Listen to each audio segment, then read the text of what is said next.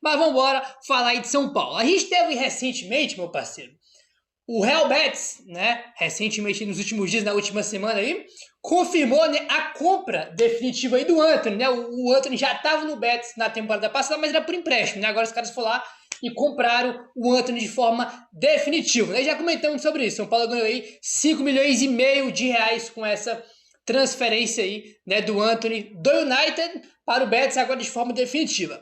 O Globoesporte.com não, perdão, a ESPN fez um levantamento aqui, tá? E o São Paulo já ganhou uma grana muito alta aí com o Antony desde que ele foi embora do São Paulo, tá? Foi em 2019, se não me engano, né? Então o São Paulo ganhou muita grana com ele e às vezes a gente tem noção disso. Olha só, o Antony já fez o São Paulo bater 200 milhões em lucro só com o jogador. Negociado com o Ajax, o Antony deixou o São Paulo por 15 milhões de euros, né? 15 milhões e 700 ali de euros. O São Paulo ainda recebeu mais 500 mil euros em bônus, tá? Ao ser vendido do Ajax para o Manchester United, o São Paulo tinha direito a 20% da mais-valia e embolsou aí 16 milhões e 800 mil euros, né? Convertendo aí, dá 84 milhões de reais, né, na cotação da época, tá? Agora, com a venda ao Betis, o São Paulo faturou aí mais 5 milhões e meio de reais. No total, somando tudo, o São Paulo já arrecadou 33 milhões e 900 mil euros. 33 milhões e 900 mil euros aí com o Antony, tá? Na conversão atual, significa 215 milhões de reais. Porém, como as negociações foram em épocas diferentes, os valores são um pouco mais baixos. Exatamente. Então, se você for pegar tudo, o Antony rendeu para o São Paulo quase 34 milhões de euros, né? Aí dá 200 milhões, pouco menos que isso aí, porque, né, repetindo, né, cada momento aí, né, cara, dos últimos anos pagou um pouquinho, né? Quando vendeu ele lá em 2019, vendeu por um valor, aí depois ele sai do Ajax para o United de São Paulo, ganha mais uma grana, né? Então, nos últimos anos, aí, desde que foi embora do São Paulo, o Antony aí rendeu quase 34 milhões aí de euros, né, cara? Quase 34 milhões de euros aí, né? Então, tipo assim, às vezes a gente não tem noção, mas o Antony foi um baita do negócio aí. E lembrando que esse negócio que fez foi a gestão Leco, né? Quando tava lá Leco, Pássaro, Raí, né? Então, o mérito dessa negociação ser um sucesso até hoje é por mérito da gestão do Leco, por incrível que pareça, né? Pausa de 5 segundos para pedir a sua ajuda ao nosso canal com o seu like e se inscrever se ainda não for um inscrito. Segundo o jornalista Jorge Nicola, o São Paulo perdeu o percentual de um atleta, tá? O atleta em questão é o Luizão, zagueiro revelado nas categorias de base de Cotia, Luizão que deixou o tricolor pelas portas dos fundos do clube, né? Sem render nenhuma grana ao tricolor. Na época, o Rogério Ceni até havia falado numa coletiva que o jogador que não renovasse com o São Paulo não iria jogar com ele, né? Ele treinador. Mas aí, o Luizão, mesmo sem renovar contrato, continuou jogando. Eu até questionei isso na época no canal principal e nunca obtive uma resposta, porque o Rogério fala uma coisa aqui, aí ele deixa outros jogadores sem jogar, mas o bonito do Luizão continuou jogando, né? Mesmo sem renovar o contrato, não renovou o contrato e foi embora ainda de graça do São Paulo. Maravilhoso, né? Luizão foi pro West Ham da Inglaterra, mas o São Paulo manteve 15% dos direitos econômicos do atleta, visando ali uma futura venda do jogador que nunca aconteceu. Mas, segundo Jorge Nicola, com a saída de Luizão do West Ham nos últimos dias, o São Paulo perdeu esses 15% que tinha do jogador de uma futura venda. Assim, qualquer chance de embolsar uma boa quantia com o zagueiro foi pelo ralo, né, rapaziada? A única coisa que o São Paulo terá direito é pelo mecanismo solidário da FIFA, mas isso bem pro futuro, porque ele tá sem clube neste momento, né? Tá livre no mercado. Já foi até procurado por Corinthians, por Palmeiras, né? E outros clubes brasileiros também, mas ainda não aceitou proposta de nenhum. Sobre a possibilidade de voltar ao São Paulo, a informação que chega é que o São Paulo não quer a volta dele. Houve ali uma chateação muito grande por parte da diretoria para com o atleta e pela forma que o atleta deixou o clube, conduziu a saída dele, né? Então, por isso, o São Paulo não quer a volta do Luizão. O São Paulo até cogitou contratar um zagueiro e tal. trouxe o Tolói, mas o Luizão sequer passou pela lista de alvos da diretoria São Paulina. E na minha visão, a diretoria faz mais do que certo, tá, rapaziada? Tem que deixar de lado mesmo. Foi ingrato, sim, assim como o outro lá, o Lucas Fasson, também foi ingrato, Vitinho também foi ingrato. Tem que deixar essa molecada pra lá.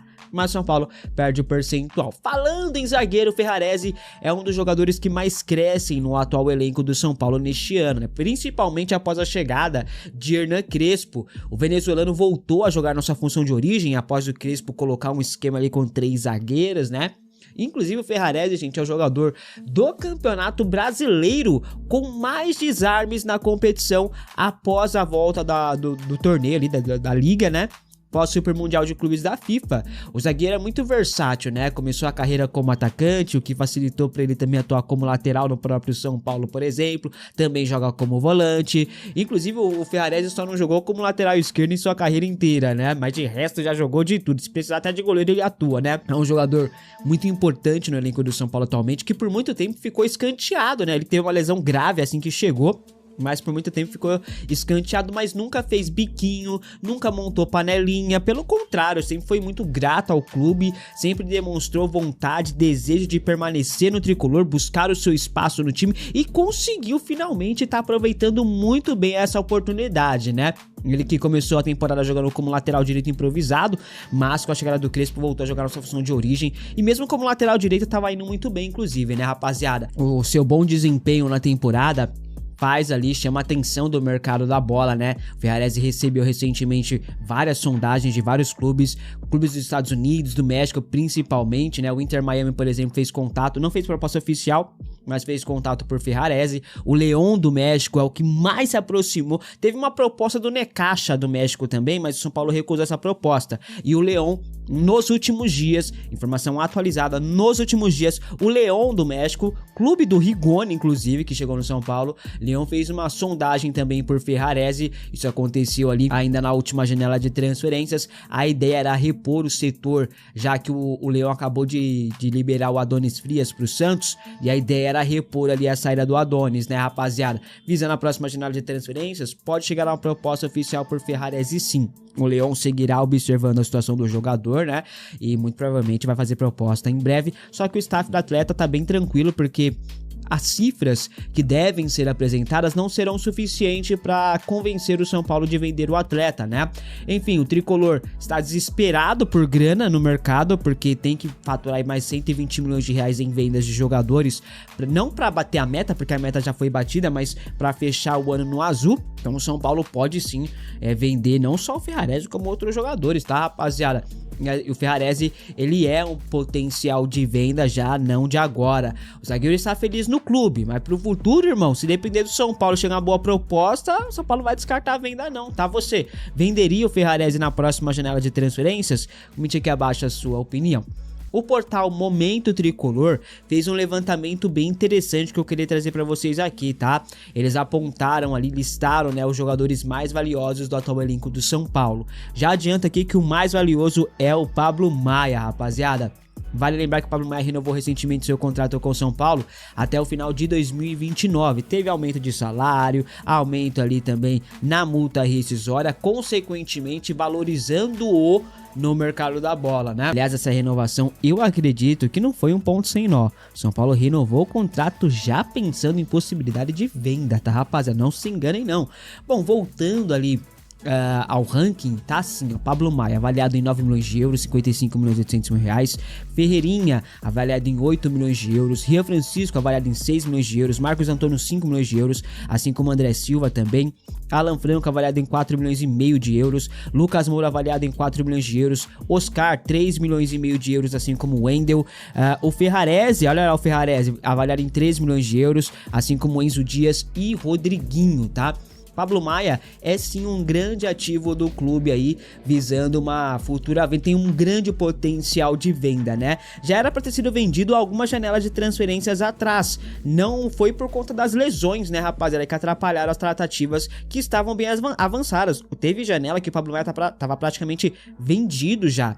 Mas aí aconteceu uma lesão grave e acabou esfriando as negociações, né? Mas os clubes que estavam negociando com o Pablo Maia não desistiram do jogador, seguem observando o atleta de pertinho. Se o Pablo Maia conseguir fazer uma temporada sólida neste ano, é muito provavelmente que na próxima janela de transferências chegue uma boa proposta por ele, e aí o São Paulo vai chegar babando, aceitando a proposta, né? Outros nomes surgem com potencial de venda, como é os casos do próprio Ferrarese que eu citei aqui no vídeo, o Rodriguinho, o Rian Francisco, Luca, entre outros, né?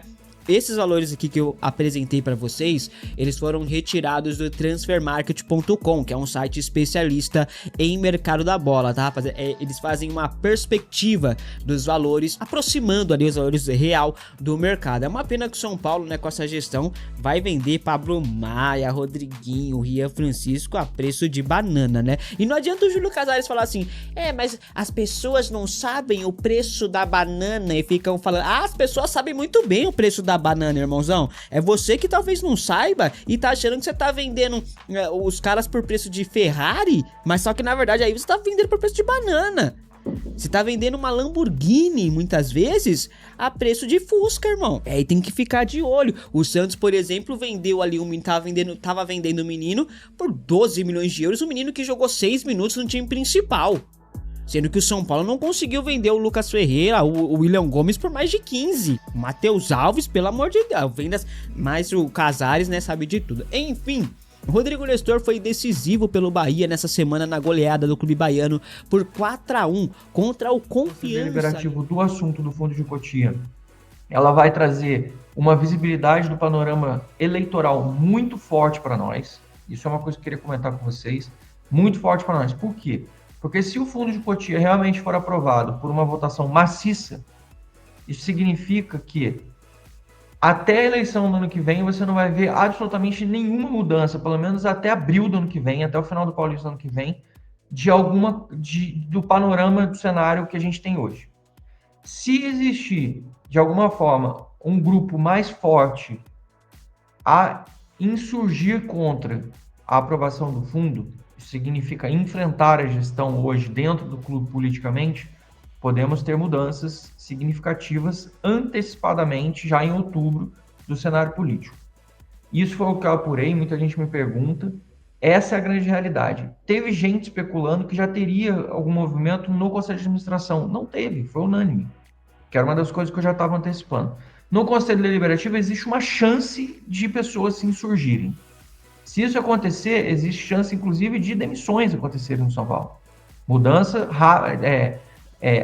imediata e uma dança das cadeiras rápida com relação a essas questões políticas.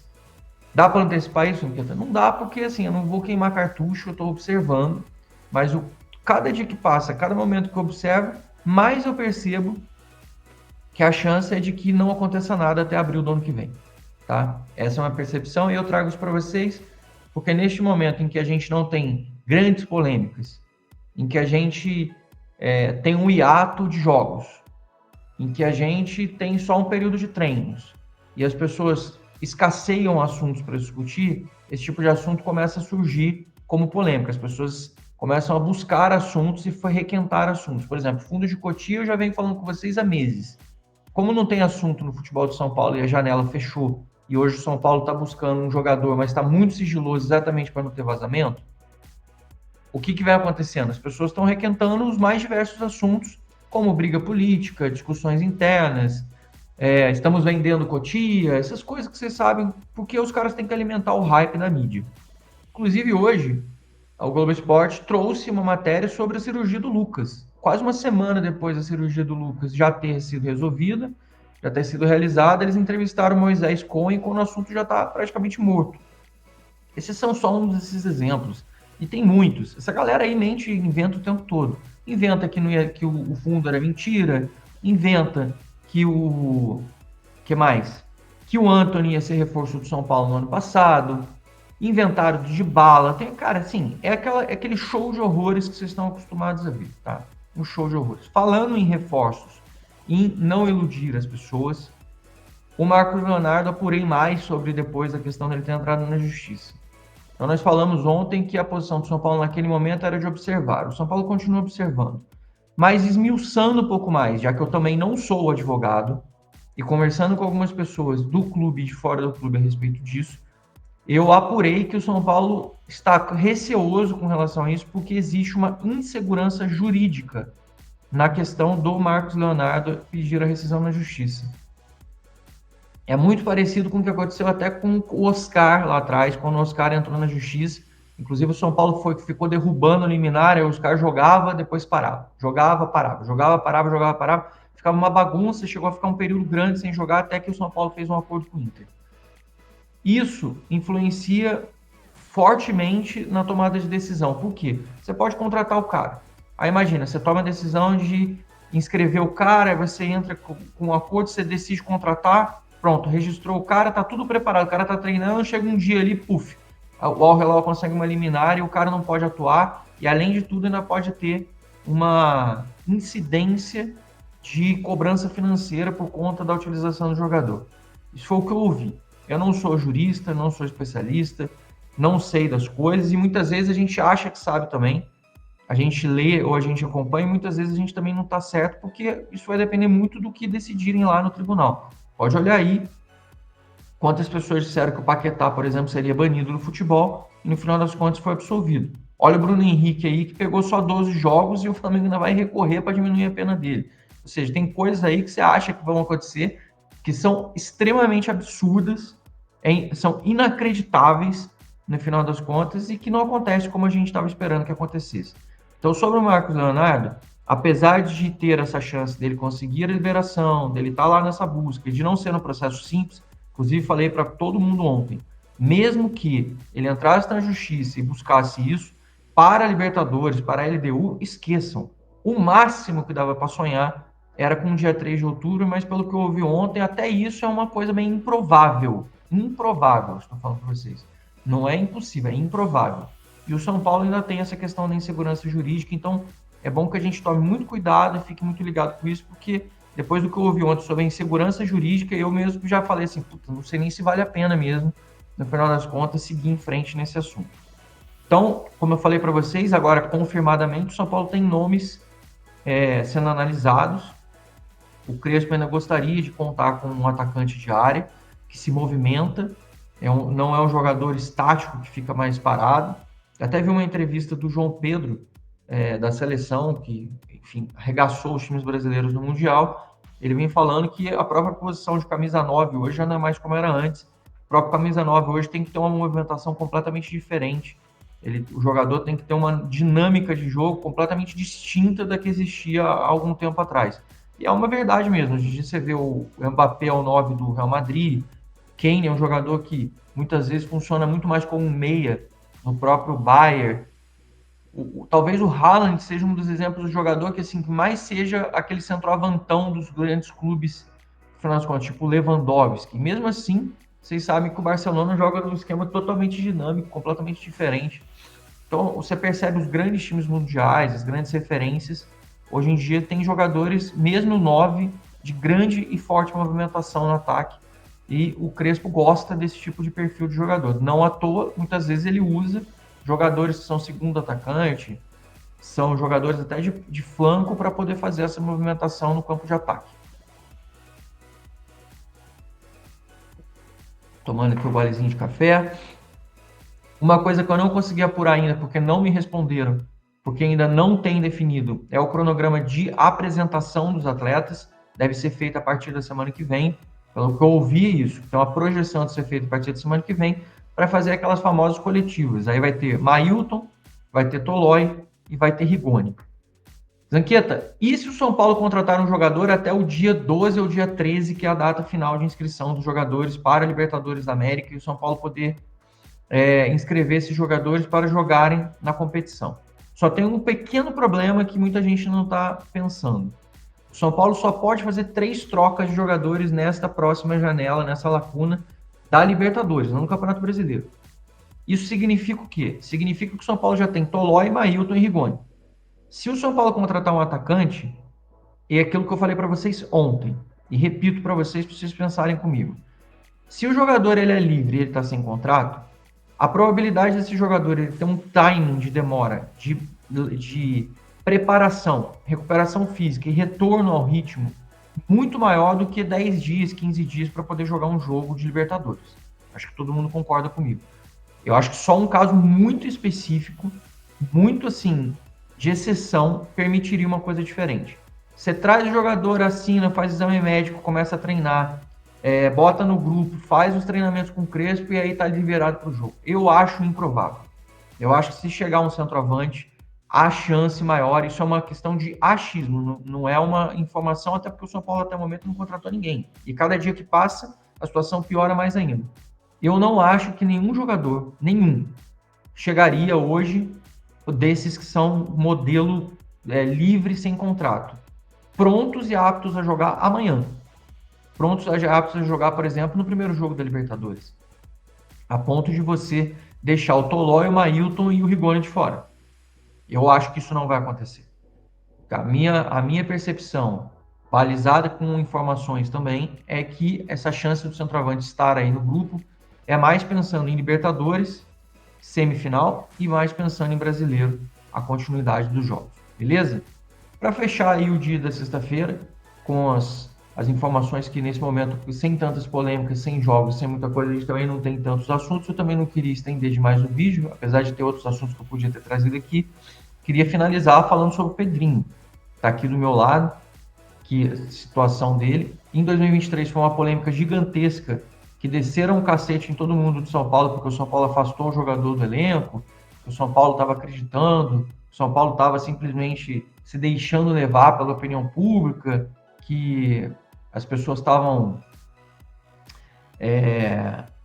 se precipitando, já fazendo pré-julgamentos, que hoje em dia era assim, que o cara não tinha sido nem sido investigado, não tinha acontecido nada. E aí o São Paulo, depois de um tempo, quando o jogador também cometeu alguns deslizes, o próprio clube decidiu mandar embora com justa causa. O São Paulo vai ser punido, pode ter certeza, não vai dar certo, o São Paulo ainda vai perder na justiça. O São Paulo recebeu uma porrada de crítica dizendo que o jogador era bom, que o jogador devia ficar, que não dava para acreditar na menina, que depois a menina ainda acabou voltando com ele, pois bem. Ele foi para o América Mineiro, depois não deu certo, ficou no Santos ano passado, também foi dispensado, também não deu certo, também questão de comportamental. Esse ano já deu problema de novo, também saiu, acho que ele estava no Cuiabá, e agora, essa semana, vazou um vídeo dele, acho que foi de quarta para quinta de madrugada, acho que um vídeo da Gol, mostrando ele chutando a porta da casa da garota, a mesma, que voltou com ele, etc. Acho que teve até filho, se eu não me engano, não me lembro agora, mas chutando a casa da garota, fazendo ameaça, e aí, de novo, sendo acusado de violência doméstica, importunação, etc. Assim, é um negócio extremamente triste, no final das contas, mas que serve de alerta para a gente, que a gente sempre fica naquela dúvida: estamos sendo precipitados? Estamos errando? Estamos julgando antecipadamente? Ou realmente o jogador ele pode estar culpado e pode ter algum tipo de culpa com relação aos problemas? É sempre muito difícil essa análise e essa tomada de decisão no final das contas, porque a gente está falando sobre justiça, sobre versões, etc. Mas no caso do Pedrinho, eu acho que já transcendeu segundas chances, terceiras chances e questões problemáticas. Infelizmente, parece que é um jogador que realmente o futebol não acompanha a cabeça, a conduta e o comportamento. E ainda bem que o São Paulo tomou aquela decisão naquela época. A gente sempre critica tudo, mas nesse caso a decisão do São Paulo se mostrou correta. Inclusive, ele não conseguiu reversão na justiça por conta do caso dele de justa causa. É sempre bom a gente mencionar e relembrar sobre isso. Juliano Galopo deve ser comprado pelo River Plate independentemente se bater a meta ou não. Uma informação que a gente já tinha conversado antes, mas nessa segunda-feira a TIC Esportes trouxe um pouquinho sobre isso e a gente foi confirmar com o staff do Galopo para saber mais detalhes. A impressão que fica no staff do Galopo é que em 2026 ele será jogador do River Plate independentemente se bater a meta ou não. Lembrando que tanto no Enzo Dias quanto no Galopo a meta é a mesma. Na temporada inteira, se jogar 50% dos jogos com uma média de 45 minutos, será comprado automaticamente. A cláusula do Galopo está ali mais ou menos em 19, 20 milhões de reais que já estariam nos cofres do São Paulo, caso ele batesse essa meta. Mas O Marcelo Gadiardo tem dado confiança, tem dado rodagem, o departamento de futebol também do River Plate gosta bastante do atleta, que é disciplinado, é importante dentro do grupo, e o staff já tem esse sentimento, já tem essa sensação de que de fato ele será comprado pelo River Plate e ali vai manter ali as bases salariais, vai fazer um novo contrato aí um pouco maior com o River Plate. O Galopo está muito feliz lá também no River, ele obviamente sente uma frustração, porque é um cara que se cobra bastante, então ele ficou frustrado com essa não participação que ele teve importante com a camisa tricolor, mas agora a tendência dele, independentemente dele bater a meta ou não, Galopo será comprado pelo River Plate. Você acha que o Galopo foi mal utilizado com a camisa do São Paulo? Você acha que ele deveria ter mais espaço? E lança a provocação. Crespo tendo o Galopo jogaria a bola? Quero saber a sua opinião aqui nos comentários. Continuando trazendo mais informações sobre o tricolor paulista, 4 jogadores do Sub-20 desceram, aliás, 4 jogadores dos profissionais desceram para o Sub-20 na última sexta-feira para terem ritmo de jogo e reforçar o elenco na partida contra o Mauá, fora de casa, válido pelas oitavas de final do Paulistão Sub-20. No fim das contas, o São Paulo acabou empatando em 2-2, né? Gols de Pedro Ferreira e também do Guilherme Reis, e teve a presença de 4 jogadores ali que foram reforçar o elenco. O Nicolas, que é o jogador lateral esquerdo, que o Crespo tem gostado bastante, vai acabar assumindo a posição do Patrick, que acabou sendo negociado com o Paphos. O Crespo tem gostado bastante do atleta, ele desceu para poder ajudar o Sub-20. Henrique Carmo e Lucas, 2 atacantes, o Henrique Carmo que já está começando, né, a ter mais espaço com o Crespo, o Lucas ainda não teve essa oportunidade, os dois também desceram para reforçar o elenco do Alan Barcelos e aí tiveram essa rodagem, contando também com o zagueiro Igão, que esteve no banco de reservas nas últimas partidas do São Paulo, acabou não entrando ainda, mas também é um zagueiro muito promissor nas categorias de base do São Paulo. Esses 4 ajudaram no empate em 2-2 contra o Mauá, e a expectativa é deles voltarem para o CT da Barra Funda já neste sábado para continuar ali o trabalho com os demais jogadores. Aí no domingo todo mundo folga, e na segunda-feira todos os atletas já estarão novamente já com o técnico Hernan Crespo para fazer toda a preparação visando a próxima semana, que vai ser intensa, com o jogo no domingo contra o Botafogo e também na próxima quinta-feira contra a LDU. Bom, eu acho que é positivo para os 4 atletas para eles terem ritmo de jogo, mas são 4 jogadores que, na minha visão, têm que ter cada vez mais espaço no profissional, que talento os 4 têm e têm de sobra. O que você acha? Deixa aí os seus 10 centavos aí nos comentários. Emiliano Rigoni teve o reencontro com o técnico Hernan Crespo no CT da Barra Funda nessa sexta-feira, inclusive foi fotografado ali pelo pessoal do São Paulo. A informação que a gente tinha, né, conversado pela manhã de sexta-feira, que o Rigoni treinaria pela primeira vez com o elenco na sexta-feira, no sábado também treina, e aí, a partir da próxima semana, lembrando, domingo tem folga, segunda-feira o elenco volta com tudo, e aí vai diretaço lá para enfrentar o Botafogo, e depois ali tem um confronto contra a LDU. Emiliano Rigoni deve participar normalmente dos treinamentos na próxima semana, e deve ser uma opção para o treinador, que não vai ter o Luciano, né? Luciano tomou o 3º cartão amarelo contra o Cruzeiro, então eu não descartaria totalmente o Emiliano Rigoni já fazendo a sua estreia como titular de dupla de ataque com o Ferreirinha. Será? Se o Crespo iria de Tapia, de Neno, não sei não. Pelo amor e apreço que o Crespo tem por Emiliano Rigoni, eu não descartaria o Rigoni entre os titulares já na partida contra o Botafogo, na vaga do Luciano. Mas o Rigoni vai treinar bem, chegou bem fisicamente, tá muito bem nas questões físicas, vai demandar realmente ritmo de jogo, ele não precisa, porque por mais que ele não era titular no Leão, ele vinha jogando ali um pouquinho, então é muito mais ambientação, né, essa readequação ao futebol brasileiro e ao CT da Barra Funda, que ele conhece muito bem da sua primeira passagem em 2021. O que você acha do Emiliano Rigoni? Você tá na expectativa? Eu não gostei da contratação, mas eu acho que o Crespo sabe das coisas. E se o Crespo topou e ele pediu, meu irmão, voto de confiança no Crespão. Beleza?